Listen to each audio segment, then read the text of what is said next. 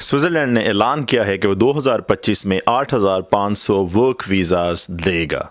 जी हाँ, Swiss federal council ने 27 नवंबर 2024 को ऐलान किया है कि वो अपने प्रीवियस ईयर का work visa work permits quota जो है वो बहाल रखेगा। इवन दो 2024 और 23 दोनों में ही स्विस गवर्नमेंट अपना वर्क परमिट्स का कोटा कंप्लीट नहीं थी कर पाई, लेकिन उसके बावजूद इसको बरकरार रखा गया है और उम्मीद की जा रही है कि ये 2025 में कंप्लीट किया जाएगा।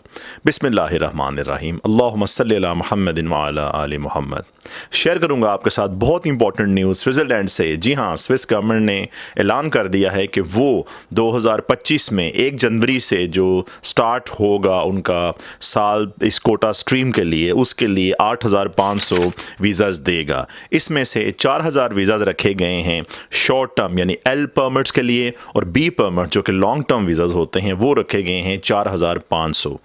मैं आपको यहाँ पे डिटेल्स बताता चलूँ कि स्विट्ज़रलैंड में 2 तरह के वर्क परमिट्स अनाउंस किए जाते हैं या फिर ग्रांट किए जाते हैं गवर्नमेंट की तरफ से। पहला होता है एल परमिट, जो कि शॉर्ट टर्म वर्क परमिट होता है। वो 3 माह से लेके 1 साल से नीचे तक की जो वर्क कॉन्ट्रैक्ट्स होते हैं डिफरेंट जॉब्स के लिए, उनके लिए प्रोवाइड किया जाता है। बी परमिट होता है ऐसा जिसमें जॉब ड्यूरेशन 1 साल से ज़्यादा होती है और वर्क कॉन्ट्रैक्ट जो आपको मिलता है एम्प्लॉयर की तरफ से उसका ड्यूरेशन भी 1 साल से ज़्यादा होता है, और इसीलिए इनको अलग अलग कैटेगराइज किया जाता है। इंपॉर्टेंट फैक्ट आपके साथ शेयर करूं कि यही कोटा 2023-24 में भी रहा था, और 23 में जो है 78% कोटा ही कंप्लीट हो पाया था, और 24 में अब तक अक्टूबर तक सिर्फ 64% ही कोटा कंप्लीट हो पाया है जो 8,500 वीज़ाज़ रखे गए थे उनके लिए।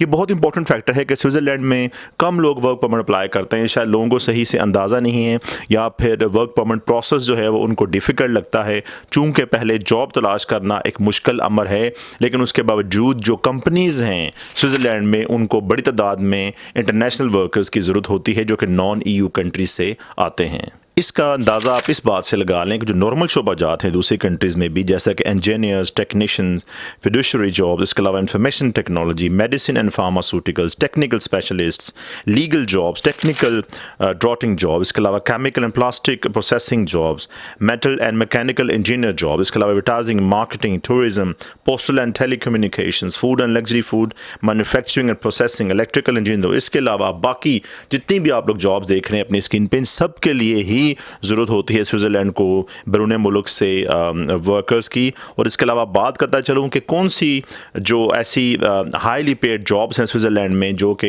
एक गैर मुल्की नॉन EU नेशनल हासिल कर सकता है।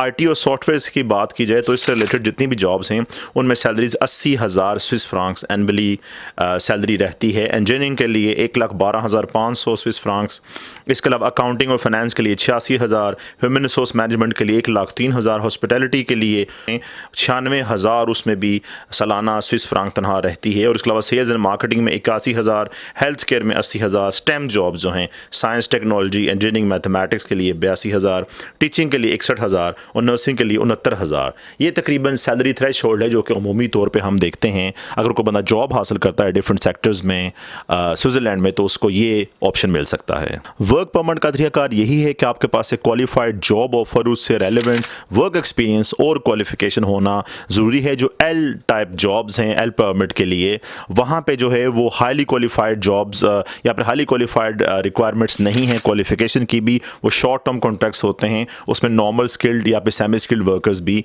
चल सकते हैं। आपके सामने स्क्रीन पे मैं आपको कुछ वेबसाइट्स दिखा रहा हूँ, यहाँ पे क्लिक करके आप लोग जो हैं डिफरेंट जॉब्स देख सकते हैं जो स्विट्ज़रलैंड में इस वक्त मौजूद हो सकती हैं इंटरनेशनल लोगों के लिए जो कि दूसरी कंट्री से आते हैं, foreign nationals non EU country से, वो लोग ये जॉब्स अप्लाई कर सकते हैं। फर्स्ट जॉब अगर मिल जाए तो work permit process almost streamline हो जाता है, क्योंकि इन ममालिक का जो जॉब ऑफर है, concrete job offer, work contract जब आपको मिलता है एम्प्लॉयर की तरफ से, तो वही ऑलमोस्ट समझे कि वर्क परमिट ही कहलाता है, क्योंकि उसके बाद एम्प्लॉयर आपकी तमाम तरह की हेल्प करता है वर्क परमिट अप्रूवल से लेकर फाइनल वीज़ा तक। और उसके बाद जब आप लोग स्विट्ज़रलैंड में दाखिल हो जाते हैं तो वहाँ पे भी आगे तमाम तरह की हेल्प आपको प्रोवाइड की जाती है अपने एम्प्लॉयर की तरफ से। यहाँ पे एक बात आपके साथ मैं शेयर करता चलूँ चलूँ, स्विट्ज़रलैंड बहुत बड़ा मुल्क नहीं है।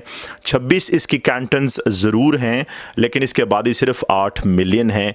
इकॉनमी की बात की जाए तो बहुत हाईली रेटेड इसकी इकॉनमी है। उम्मीद करता हूँ आप लोग शायद स्विट्ज़रलैंड के इस कोटा से फ़ायदा उठा पाएँ 2025 में, और अगर हाँ तो शेयर ज़रूर कीजिएगा अपनी थॉट्स को कमेंट बॉक्स में।